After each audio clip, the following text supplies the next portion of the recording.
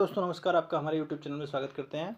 आज ये हम लोग देख रहे थे हिंदी में हमारा पत्र लेखन वाला चैप्टर हो चुका है। ये सेकंड चैप्टर है और इसमें आपको दिख रहा होगा कि आप में ध्वनि, हिंदी वर्णमाला और वर्णक्रम है। ठीक है, आज ये हम लोग इसको देखना शुरू करते हैं। इसमें बहुत ज़्यादा कुछ है नहीं, इसमें ज़्यादातर चीज़ें रटने वाली हैं दोस्त। आप लोग रटिए और इसका कोई इलाज नहीं है। ये केवल बार बार चीज़ों को पढ़िए और आप इनको बार बार लेक्चर्स को देखते रहिए। आपको ये जान लीजिए कि इसमें 100 से 150 क्वेश्चन है, 100 क्वेश्चन होंगे और जो मैंने पंपलेट वगैरह लगाए हैं लगभग 150 क्वेश्चन हो जाएंगे। इस 150 क्वेश्चन के अगर कोई भी क्वेश्चन आपके बाहर चला जाए, खुदा न खास्ता अगर बाहर गया तो किसी से भी नहीं बनेगा, वो जान लीजिएगा। अगर आपने पढ़ लिया तो ये आप 100% मान के चलिए कि इस चैप्टर से आपसे क्वेश्चन गलती नहीं होगी। आज ये हम लोग देखते हैं। ये है हिंदी। हिंदी की विकसित ध्वनियों ध्वनियों सहित व्यंजनों की संख्या क्या है? वो 35 है। ठीक है, 35 व्यंजनों की संख्या है। आ जाते हैं हम यहाँ पे। री ध्वनि का उच्चारण कहाँ से होता है? मूर्धा से होता है। ठीक है, आ जाते हैं यहाँ पे। हिंदी में स्वर कितने प्रकार के होते हैं? 3 प्रकार के होते हैं। जैसे आपने देखा होगा कि हास्य स्वर, दीर्घ स्वर, संयुक्त स्वर। हास्य स्वर में कौन आते हैं? छोटा आ, छोटी ई, छोटा ऊ और री। ठीक है।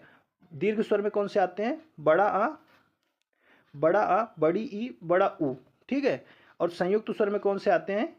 ए, ऐ, ओ, औ। ठीक, ये हो जाते हैं। आइए यहाँ पे देखते हैं हम लोग आगे। औ व ध्वनियों का उच्चारण कहाँ से होता है? औ का उच्चारण कंठोष्ठ से होता है, व का उच्चारण दंतोष्ठ से होता है। अभी हम लोग इसको देख भी लेंगे। ठीक है, आ जाइए यहाँ पे देखते हैं नेक्स्ट वाले में। वे ध्वनियाँ जिनका योग स्वर एवं व्यंजन किसी के साथ नहीं किया जा सकता परंतु हिंदी वर्णों में आवश्यक है, कहलाती हैं अयोगवाह ध्वनियाँ। अयोगवाह ध्वनियाँ कौन सी होती हैं? अंग और आ, ये अयोगवाह होते हैं। ठीक है, आ जाइए हम लोग आगे देखते हैं। अंतस्थ व्यंजन नहीं है यहाँ पे, ये वाला बच्चा है अभी। यहाँ देखिए ये हंसना। हंसना क्या होता है? अन हंसना शब्द चंद्र बिंदु का प्रयोग हुआ होता है। इसमें चंद्र बिंदु क्या है? अनुनासिक होता है।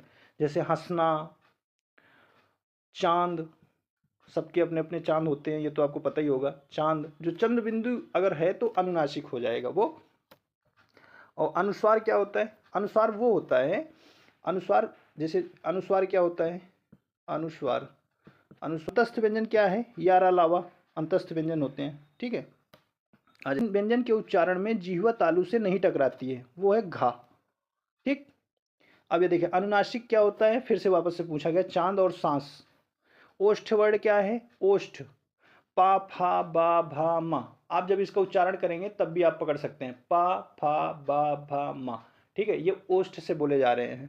जैसे का का खा गा घा अंगा, तो आपको लग रहा है कि यहाँ कंठ से बोला जा रहा है ये। ठीक है, अभी आपको पूरा बता देंगे इसका, तो आपको याद भी हो जाएगा। आप इसको पकड़ लग सकते हैं, इसमें कोई दो राय नहीं है। अब यहाँ पे आ जाते हैं। यहाँ पे एक स्टिकी नोट लगाई है हमने, वो देख लेते हैं। वर्णमाला के भाग कितने होते हैं? 3 होते हैं। एक होता है स्वर, एक होता है अयोगवाह, एक होता है व्यंजन। अयोगवाह देखो, अयोगवाह में क्या आ गया? अंग और आ। ठीक है, वाद गति से जिसका उच्चारण होता है उसको स्वर कहते हैं। स्वर कितने होते हैं? 11 स्वर होते हैं। अब आप ये बताइए कि मात्रिक स्वर कितने होते हैं और कौन सा ऐसा स्वर है जो मात्रिक स्वर में काउंट नहीं किया जाता? ये क्वेश्चन पूछा गया है, हो सकता है आगे मिले भी। ठीक है, देख लीजिएगा मात्रिक स्वर कितने होते हैं आपको बताने हैं और ऊपर से ये भी बताना है कि कौन सा ऐसा स्वर है जो मात्रिक स्वर में नहीं काउंट किया जाता। चलो ठीक है, आ जाते हैं यहाँ पे। अब इसमें देखिए कि जैसे आ, ये क्या है कि स्वर है। ठीक है, और ये कंठ से बोला जा रहा है। जैसे ई, ये इसको तालव्य से बोल रहे हैं। उ ओष्ठ से बोल रहा है। ठीक है, ओष्ठ से बोले जा रहे हैं, ओष्ठ से। अब री हो गया, री को मूर्धन्य से बोला जा रहा है। ऐ कंठ तालव्य हो गया। ठीक है, ऐ कंठ तालव्य हो गया। मतलब इसमें आपको पता हो कि ए कैसे बनता है? आ प्लस ई मिला करके। तो ये आ कंठ से हो रहा है, ई तालव्य से, तो कंठ तालव्य हो गया।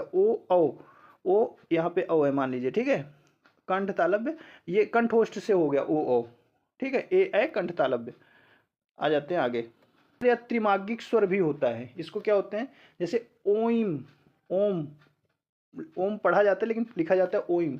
ठीक है, और अगर मान लो जैसे फुर्र, फुर्र लिखेंगे ना, फुर्र, फुर्र, घुर्र, तो ये क्या होगा कि ये आपके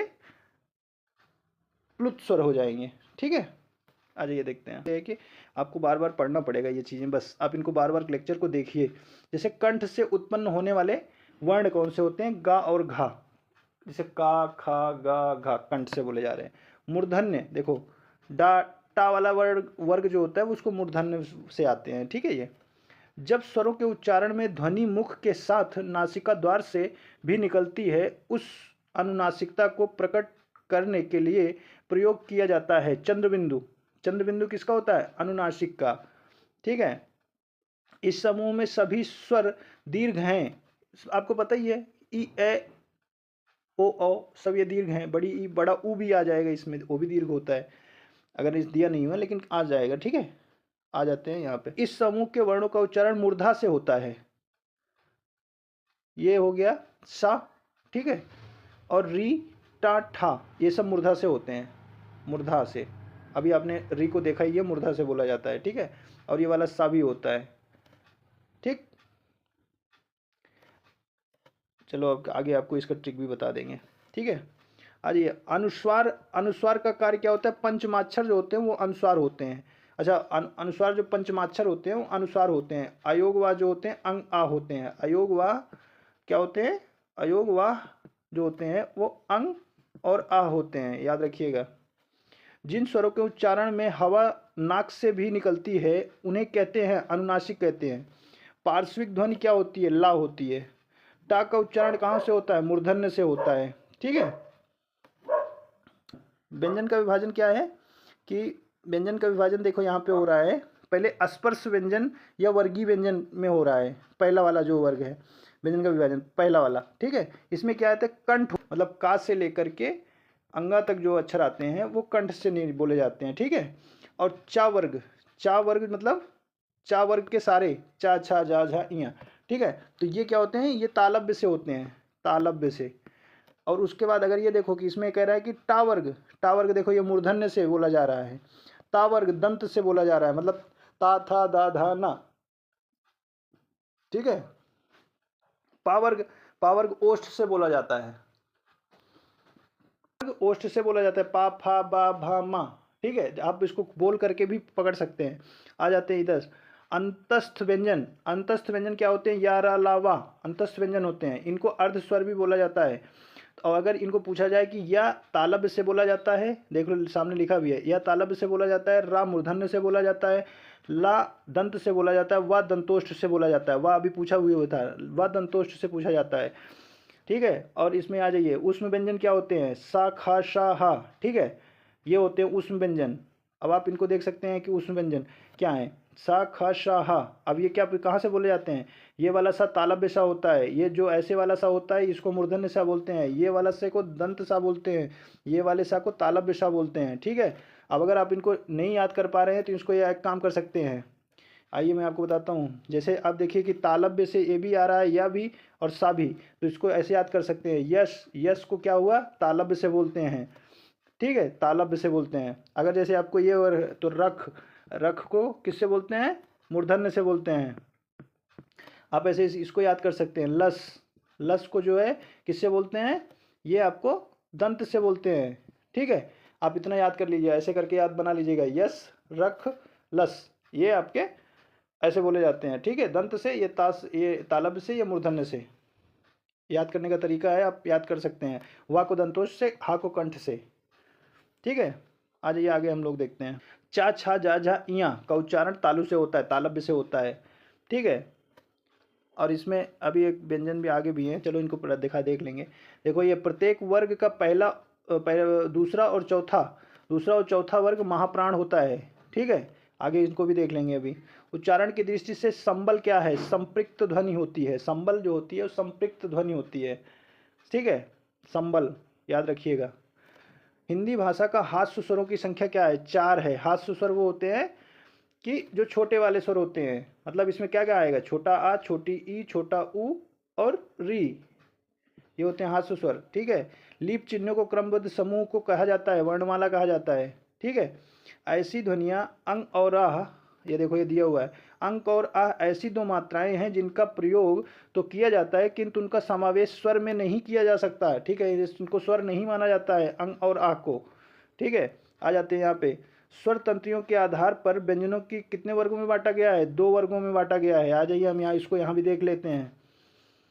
ये देखिए यहाँ चौथा वाला व्यंजन हो संयुक्त व्यंजन बोले जाते हैं। ये जैसे छा होता है, आपको पढ़ा होगा कि छा जो होता है वो कौन कौन से अक्षरों से मिलकर बना होता है और किसके बाद आता है। कई बार ये भी पूछा जाता है का के बाद छा आता है। आप कहेंगे कैसे आता है, तो ये जब आप वर्ण विन्यास पढ़ेंगे तब उसमें आपको ये सिखाया जाएगा। ये देखिए जैसे त्रा आता है तो त्रा क्या होता है कि आधा ता होता है, उसके बाद जो है रा होता है। और जैसे ज्ञा ज्ञा को पूछ लिया जाए आपसे कि ज्ञा किसके बाद आता है, तो आधा जा होता है फिर इया होता है। ये क्वेश्चन कम से कम 10 बार पूछा गया है। ठीक है, कभी पीसीएस में कभी आरओ। स्रा जो होता है ये वाला, ये आपके इस सा के बाद आता है, ये भी याद ध्यान रखिएगा। ठीक है, आ जाते हैं आगे। यहाँ पे देखिए द्विगुण या उच्छिप्त जो उत्सृप होते हैं उनको डा और ढा को बोला जाता है। ठीक है, ये वाला वो होता है, इसमें बिंदी लग जाती है नीचे और इसमें भी बिंदी लग जाती है। ठीक है, अब अगर इनको पूछा जाए कि किसके अक्षर के बाद आते हैं, तो ये डा के बाद आता है और ये ढा इस डा के बाद ढा के बाद आता है। ठीक है, अब अगर ये पूछ लिया जाए आपके कि वायु प्रक्षेपण की दृष्टि से वर्णमाला कितने प्रकार के होते हैं? 2 प्रकार के होते हैं। तो आप इनको जो अल्प प्राण और महाप्राण होते हैं। महाप्राण से आप याद कर सकते हैं कि महा मतलब जैसे होता है महावीर, ये महा मतलब होता है बहुत अधिक की मात्रा। ठीक है, महाप्राण ऐसे आपका याद कर सकते हैं कि महाप्राण होता है तो महाप्राण में मतलब 24 होते हैं, मतलब 2 4 होता है। तो ये दो वाला जो होता है और 4 का होता है। तो इसका मतलब क्या होता है, जैसे का खा गा घा अंगा, तो आप इनको कर लेंगे कि ये दूसरा है और ये चौथा है, तो मतलब ये महाप्राण होंगे। और दूसरा क्या होगा, इसमें आ जाते हैं उष्म व्यंजन। उष्म व्यंजन क्या होते हैं? सा खा सा हा। ठीक है, सा खा सा हा, ये होते हैं उष्म व्यंजन। तो आपको महाप्राण आप ऐसे याद कर लोगे। हाँ, महाप्राण क्या होता है? 24 होता है। 24 के साथ क्या होता है? उष्म व्यंजन होते हैं। उष्म व्यंजन क्या होते हैं? सा खा सा हा होते हैं। तो इनको आपको ऐसे याद करना पड़ेगा। 2-3 बार आप इन वीडियो को देख लीजिएगा, आपको सारा चीज़ें याद हो जाएंगी। तंत्रियों के आधार पर पूछ रहा था। स्वर तंत्रियों के आधार पर यहाँ पे 2 प्रकार के व्यंजन होते हैं। एक घोष होता है, एक सघोष अघोष बोला जाता है इनको। एक अघोष होता है, एक सघोष और घोष एक ही होते हैं। तो सघोष अघोष को हमें याद नहीं करना है। क्यों? क्योंकि ये अघोष वाला जो है हम याद कर लेंगे। अघोष में क्या करेंगे? 12 प्लस उसके बाद सा खा और सा, इनको नक्कटवा भी बोला जाता है। नक्कटवा, तो ये मतलब नाक से बोले जाते हैं। सा ख शा। ठीक है, तो 12 और सा ख शा ये क्या होते हैं? अघोष होते हैं। अघोष क्या होता है? स्वर तंत्रियों के आधार पर 2 होते हैं, उसमें अघोष होता है, एक सघोष और घोष होते हैं। तो ठीक है, आप इनको याद रखिए कि सघोष है क्या होता है? 12 के बाद सा ख शा नक्कटवा वाले। और उसमें क्या होता है महाप्राण में? 2 4 24 के बाद क्या होता है? उष्म व्यंजन होते हैं, उसमें सा खा शा हा तीनों आते हैं।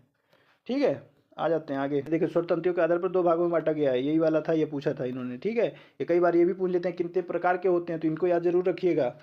आ जाइए आगे देखते हैं। यहाँ कह रहे हैं कि जीवा की जो नोक होती है, जीवा की नोक जब ऊपर के दांतों की पंक्तियों के सामने वाले दांत के ऊपरी हिस्से के संपर्क में आकर वायु के प्रवाह को अवरुद्ध करती है, ऐसे उच्चारण को कहा जाता है वत्सर्य कहा जाता है। ठीक है, आज ये नीचे यहाँ पे आगे देखते हैं। भाषा की सबसे लघुत्तम इकाई माना गया है, क्या शब्द को माना गया है? प्लुत क्या होते हैं? प्लुत स्वर के उच्चारण में दीर्घ स्वर से भी अधिक समय लगता है, उनको प्लुत स्वर कहते हैं। अभी आपको बता रहा था प्लुत या त्रिमागिक स्वर क्या होते हैं? ओइम पढ़ा ऐसे जाता है ओइम। ठीक है, अगर जैसे फुर घुर ऐसे टाइप का ना, ये होता है प्लुत स्वर। प्रत्येक शब्द की वर्तनी के सभी वर्णों को उसी क्रम में अलग अलग दिखाना कहलाता है वर्ण विच्छेद कहलाता है, उसको वर्ण विच्छेद कहा जाता है। जैसे कमल लिखना है, कमल, तो आप इसको कैसे लिखेंगे? आधा का, फिर आ, फिर माँ, आधा माँ, फिर आ, फिर ला, ये होता है। ठीक है, ये आधा होता है। स्वर अपने आप, व्यंजन अपने आप में बिना स्वर के नहीं बोले जा सकते, लेकिन स्वर जो होते हैं उनका उच्चारण अलग से किया जा सकता है, आप इनको ध्यान रखिए। आज वर्णमाला के स्पर्श व्यंजनों की संख्या क्या होती है? 25 होती है। अब ये कहेंगे कैसे? आप देखिए, का वर्ग हो गया, चा वर्ग हो गया, टा वर्ग हो गया, पा वर्ग हो गया, ता वर्ग हो गया। ठीक है, अब ये क्या होते हैं कि ये इसमें 5 अक्षर होते हैं, इसमें 5 होते हैं, इसमें 5 होते हैं, इसमें 5 होते हैं, इसमें 5 होते हैं, तो 5 गुणे 5 कितना हो गया 25। आपको मैंने वहाँ लिखाया भी है कि आप स्टिकी नोट को देखेंगे तो भी आप रिवीजन हो जाएगा सारा। ठीक है, आ जाइए यहाँ पे, ये देखिए यहाँ पे आ गया ना कि हिंदी शब्दकोश में का के बाद व्यंजन दिखाई देता है, छा दिखाई देता है। अनुनासिक वर्ण माँ, अनुनासिक वर्ण क्या है, माँ होते हैं। अनुनासिक क्या होते हैं, पंचमाक्षर। पंचमाक्षर क्या होते हैं, जैसे उधर अंगा हो गया, इधर चाछा चाछा इया हो गया, टाठा डाढ़ा डा हो गया, ताथा दादा ना हो गया, पाफा बाबा माँ हो गया, ये होते हैं अनुनासिक। डा इया मड़ा ना माँ, पंचमाक्षर जो होते हैं इनको ही को बोला जाता है पंचमाक्षर, इन्हीं को अनुनासिक भी बोलते हैं। देख लीजिए सामने लिखा हुआ है, आ जाइए जाते हैं यहाँ पे ला और सा। ये देखो आपको जैसे बोला था ना कि आप लस को याद कर लीजिए, लस को क्या होता है, लस दंत से बोला जाता है। ये देखो आ गया आपका। स्वरों का उच्चारण कैसे किया जाता है, बिना किसी की सहायता से उच्चारण किया जाता है, आपको अभी पढ़ाया था कि बिना किसी उच्चारण, किसी की सहायता से उच्चारण को स्वर कहते हैं। और व्यंजन बिना किसी स्वर की सहायता से नहीं बोले जा सकते, कोई भी व्यंजन हो। ठीक है, इसको याद रखिएगा। जिन स्वरों के उच्चारण में 2 मात्रा का समय लगता है या हास्य उससे दुगना समय लगता है उनको क्या कहा जाता है, उनको गुरु स्वर कहा जाता है। ठीक है, आज ये आगे देखते हैं। आगे क्या है कि इसमें जिस व्यंजन ध्वनि के उच्चारण के समय स्वर तंत्रिका में कंपन होता है, उच्चारण स्थान के आधार पर ध्वनियों के वर्गीकरण उसका स्थान क्या होता है, कांकल्य होता है। हिंदी में ध्वनियाँ 2 प्रकार की होती हैं, एक स्वर होता है, एक व्यंजन होता है। इन्होंने व्यंजन को ही माना है। आ जाए, मात्रा के आधार पर स्वर कितने प्रकार के होते हैं, 2 प्रकार के होते हैं। मात्रा के आधार पर कौन कौन से होते हैं, मात्रा के आधार पर केवल 2 ही स्वर माने गए हैं, कौन से, हास्य स्वर और दीर्घ स्वर। ठीक है, आ जाते हैं आगे। इसको आप 2-3 बार देख लीजिएगा, उसके बाद आपको कभी डाउट हो जाए तो बताइएगा। अगर कोई डाउट हो तो आप कमेंट बॉक्स में कर सकते हैं कमेंट, तो उसमें आपको रिप्लाई भी दे दिया जाएगा। आ जाइए देखते हैं। जिसका उच्चारण स्वतंत्रता से होता है, जो व्यंजन के उच्चारण में सहायक होते हैं, उसे क्या कहा जाता है, उन्हें स्वर कहा जाता है। व्यंजन बिना स्वर की सहायता से नहीं बोले जा सकते, मतलब उनको स्वर की आवश्यकता पड़ेगी ही पड़ेगी। ये जब आप वर्ण विन्यास पढ़ेंगे संधि विच्छेद में तब आपको बताया जाएगा। ई चा छा जा झा इया का उच्चारण तालव्य से होता है, आपको अभी पढ़ चुके हैं आप लोग। एक से अधिक वर्णों के मेल को क्या कहते हैं, अक्षर कहा जाता है। अंतस्थ व्यंजन क्या होते हैं, यार अलावा। ठीक है, अल्प प्राण क्या होता है, हमें महाप्राण पता है, 2-4 होते हैं। क्या होता है, ऊष्म होता है, ऊष्म इसमें कुछ है नहीं, ऑप्शन में देख के मार सकते हैं आप। ऊष्म व्यंजन क्या होते हैं, शाखा साहा ऊष्म व्यंजन होते हैं। बस इतने से आपको ऐसे कर लीजिएगा। घोष क्या होते हैं, घोष जो होता है, हमें घोष नहीं पता है, इसका मतलब हमें अघोष पता है। अघोष क्या होता है, अघोष वो होते हैं, एक तो 12 होता है, ऊपर से जो है नक्कटवा होता है, सा और तीनों सा। नक्कटवा याद रखो तो ठीक है, नहीं तो सा तीनों सा जो होते हैं वो इसमें आते हैं अघोष में। तो बस हो गया, इसके बाद फिर जो ऑप्शन में मिल रहा है वो आप मार देंगे। ठीक है, ओष्ठ वर्ण में आ जाते हैं। ओष्ठ वर्ण क्या होता है, उ ओष्ठ से बोला जाता है। आ जाते हैं अर्धविवृत। अर्धविवृत स्वर क्या होते हैं, ए आय जो होता है, आय जो होता है अर्धविवृत स्वर होता है। इसके लिए आइए, मैं आपको जान रहा हूँ कि भूल गए होंगे आप लोग, भूलते खूब तगड़ा है, तो इस वजह से आपको मैं इसको स्टिकी नोट लगा के दे दिया हूँ। जब भी आपको लगे कि हाँ मुझे कुछ नहीं, खाली बैठे हैं, तो आप इसको लेक्चर को लगा लीजिए, आराम से सुन लीजिए, और इसको लेक्चर को लाइक और सब्सक्राइब जरूर करवाते रहिए। मुखाकृति के आधार पर, ये देखिए मुखाकृति के आधार पर भेद स्वरों के कौन कौन से होते हैं, एक होता है समृत, एक होता है अर्ध समृत, एक होता है विवृत, एक होता है अर्ध विवृत। एक किसके आधार पर होता है, मुखाकृति के आधार पर होता है, ये भी याद रखिएगा, नहीं तो कई बार ये भी पूछ लेते हैं। तो समृत में क्या होते हैं, ई और बड़ी ई दोनों आती हैं, फिर उसके बाद री उ समृत में आते हैं। अर्ध समृत में क्या होता है, आ ए ओ, ऐसे याद कर रख लीजिए। जैसे मान लो आप जा रहे हैं कहीं, याद रखिएगा, अच्छा आ ए ओ अर्ध समृत, आ ए ओ अर्ध समृत, 2-3 बार करेंगे तो आपको याद हो जाएगा। विवृत में क्या होता है, बड़ा आ विवृत, विवृत स्वर क्या होते हैं, बड़ा आ, बड़ा हो गया। अर्ध विवृत क्या होते हैं, ए और ओ। ठीक है, ये होते हैं अर्ध विवृत, आप इनको याद कर लीजिएगा थोड़ा सा। आ जाइए यहाँ पे आ जाते हैं। अर्धविवृत ये पूछा था ना, ये देखिए आय और औ जो होते हैं अर्धविवृत होते हैं। जिनकी ध्वनि केवल मुख से निकलती है उसे निरनुनासिक बोला जाता है। नाक से निकलती है अनुनासिक होता है, यहाँ से मुख से निकलती है निरनुनासिक होता है। आज ये यहाँ दीर्घ का वर्ग वर्ण विच्छेद करिए, फिर उसमें पहले दा आ गया, दा के बाद फिर री आ गया, री के बाद आधा गा आ गया, फिर आ गया। ठीक है, ये होता है वर्ण विच्छेद इसका। आ जाते हैं यहाँ अंतस्थ और उष्म व्यंजन कितने होते हैं, 4 4 8 होते हैं। इसमें क्या होता है, यार अलावा उष्म व्यंजन में कौन से होते हैं, उसमें सा खा सा हा। ठीक है, 4 4 8, 4 इसके 4 इसके। रा का क्या होता है, रा वत्सर होता है, लुंठित होता है, सघोष होता है, अल्प व्यंजन होते हैं। ठीक है, आ जाइए यहाँ पे। या का उच्चारण स्थान क्या होता है, तालु होता है। या का उच्चारण स्थान कहाँ होता है, तालु होता है। कि यस, यस आपने पढ़ा था, यस क्या से होता है, तालु से। आज ये सभी महाप्राण क्या होते हैं, सभी प्राण महाप्राण 2 4 और ऊष्म व्यंजन, बाकी सब अल्प प्राण में जाते हैं। तो बस हमने यही याद ही किया था, तो हमने उससे बस हमें क्वेश्चन करना है, हमें ज्ञाता थोड़ा बनना है, आपको क्वेश्चन करके अपना सही करके निकलना है। सभी स्पर्श व्यंजन है। स्पर्श व्यंजन मतलब का चा टा ता पा वर्ग के जितने व्यंजन होते हैं वो सब, ये देखो का चा, अब इसमें टापी आ जाता तो भी आता, वर्ग के सारे व्यंजन जो होते हैं स्पर्श व्यंजन कहलाते हैं। कंठ तालब्य क्या होते हैं, ए कंठ तालब्य होते हैं। स्पर्श व्यंजन कंठ ध्वनि अघोष महाप्राण। अब आपको इसको सारों मैच करना पड़ेगा, जितना पढ़ा है आपने उसको कंक्लूड करेंगे तो वो खा हो जाएगा। जैसे का खा, अगर आप एक आध दो ऐसे पकड़ लेंगे ना। अघोष क्या होता है, अघोष 12 होता है, अघोष 12 होता है, मतलब ये अघोष हो गया। अब इसके बाद कहेंगे कि 2 और 4 क्या होते हैं, महाप्राण होते हैं, तो ये महाप्राण में आ जाएंगे, महाप्राण मिल गया। ठीक है, आप ऐसे कर लेते हैं। का कंठ वर्ग से आता है तो का कंठ से आ जाता है, इसका मतलब का खा भी कंठ वर्ग में आएगा। कंठ वर्ग मतलब का से लेके ज्ञा तक सारे जो है कंठ वर्ग में आएंगे, तो आप इनको ऐसे पकड़ सकते हैं। अब इनको जो है स्पर्श व्यंजन भी बोला जाता है। तो अभी इसमें बच्चा क्या है, अब इसको ऐसे कर लेंगे। दंतोष्ठ ध्वनि क्या होती है, वाह। दंतोष्ठ ध्वनि क्या होती है, वाह। हा को कंठ से बोला जाता है, बाकी वाह को आप दंतोष्ठ से बोलते हैं। जब एक ही ध्वनि का द्वित्व हो तब वह कहलाता है युग्मक ध्वनि कहलाती है। दिल्ली पिल्ला मक्का ये तो होते हैं द्वित्व वाले वर्ण। ठीक है, जिसमें उसी का उच्चारण 2 बार हो जाए। जैसे पिल्ला में देखो 2 बार हो रहा है। दीर्घ स्वर क्या होता है, बड़ा आ, बड़ा आ, बड़ा आ, बड़ी ई, बड़ा ऊ, ये सब अर्ध दीर्घ में आते हैं। महाप्राण में क्या होता है, भाव जो माप, अभी देखो पा फा बा भा, तो उसमें जा रहा है 2 4 महाप्राण हमने पढ़ा था, चौथे पे आ गया तो या हो गया महाप्राण हो गया। ठीक है, ऐसे ही करते हैं इसको। ज़्यादा बहुत ज़्यादा ये कठिन नहीं होती है हिंदी, तो आप इसको चाहेंगे तो आप कर सकते हैं। अघोष क्या होता है, पहला दूसरा अघोष होता है, तो पा वर्ग में पहला ही आता है पा। ठीक है, आ जाते हैं आगे। देखिए कंठ वर्ग क्या है, आ तो आपको बताया ही था, आ बड़ा आ कंठ से बोले जाते हैं। ये लो हो गया भैया ना।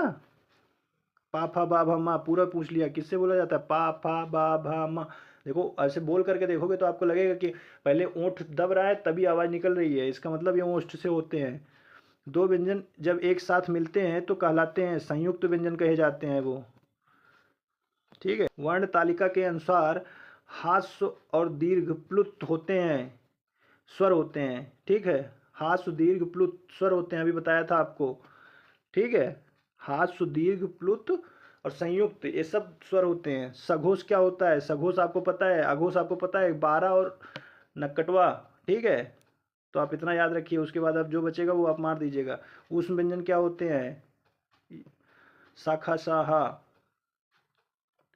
आ जाते हैं अंतस्थ व्यंजन, यार अलावा। वर्णमाला में ऊष्म व्यंजन शाखा साहा। अब ये कह रहे हैं कि हिंदी वर्णमाला में कुल वर्णों की संख्या वर्ण लिपियां हैं कितनी है, 52 है। कैसे होती हैं, आज ये देखते हैं, समझ लें इसको कैसे होती हैं। स्वर कितने होते हैं, स्वर आपको कितने होते हैं, 11। मात्रिक स्वर आपको बताना है कौन कौन से होते हैं, कौन ऐसा स्वर है जो मात्रिक स्वर में नहीं आता है। उसके बाद अयोगवा, अयोगवा आ जाता है। अयोगवा क्या होता है, अयोगवा, अयोगवा कितने होते हैं, 2। उसके बाद क्या होता है, संयुक्त व्यंजन, संयुक्त स्वर। संयुक्त स्वर कौन से होते हैं, अब बताइए। संयुक्त स्वर ए ओ औ संयुक्त स्वर होते हैं, 4 होते हैं ये। द्विगुण होते हैं, द्विगुण, द्विगुण, द्विगुण क्या होते हैं, वो 2 होते हैं। व्यंजन कितने होते हैं, व्यंजन 33 होते हैं। ठीक है, अब इनको जोड़ दीजिए, 33 को जोड़ेंगे तो पूरा 52 हो जाएगा, उसी को बोल रहा है ये। ठीक है, आज ये आगे देखते हैं। मध्य स्वर किनको कहा जाता है, मध्य स्वर आ को बोला जाता है। कंठ वर्ण क्या होता है, आ और आह, हा मतलब विसर्ग को बोल रहे हैं कंठ वर्ग। ठीक है, रा मा, आधा रा और माँ को क्या कर, माँ के ऊपर उआ वाला रा लग जाएगा, इसको उआ रा बोला जाता है। प्रा प्रा प्रा में पूर्ण वर्ण है क्या, रा। आपको पता है कि ये पा होता है, इसमें ऐसे रा लगाया जाता है। ठीक है, अगर आप टाइपिंग करते होंगे तो आपको पता चलेगा ये बात। उद्यान का शुद्ध विवर्ण विच्छेद क्या है? ऊ लिखेंगे, फिर आधा दा, फिर आधा या, फिर बड़ा आ, फिर आधा ना, फिर आ। ठीक है, इसको उद्यान का वर्ण विच्छेद बोल रहे हैं। यह व्यंजन स्पर्श संघी है, स्पर्श संघर्षी है, वो है जा। अय, अय का उच्चारण कहाँ से होता है? कंठ तालब से। सा का उच्चारण स्थान क्या है? तालु। भाषा विज्ञान की दृष्टि से बड़ा ऊ पश्च समृद्ध है। अघोष क्या होता है? अघोष हमने पढ़ा था कि सा खा तीनों सा और जो है 12 ये अघोष होते हैं, बाकी देख लीजिए आप अपने हिसाब से। वा का उच्चारण स्थान दंतोष्ठ होता है। हिंदी शब्दकोश में छ का क्रम इस वर्ण के बाद आता है का।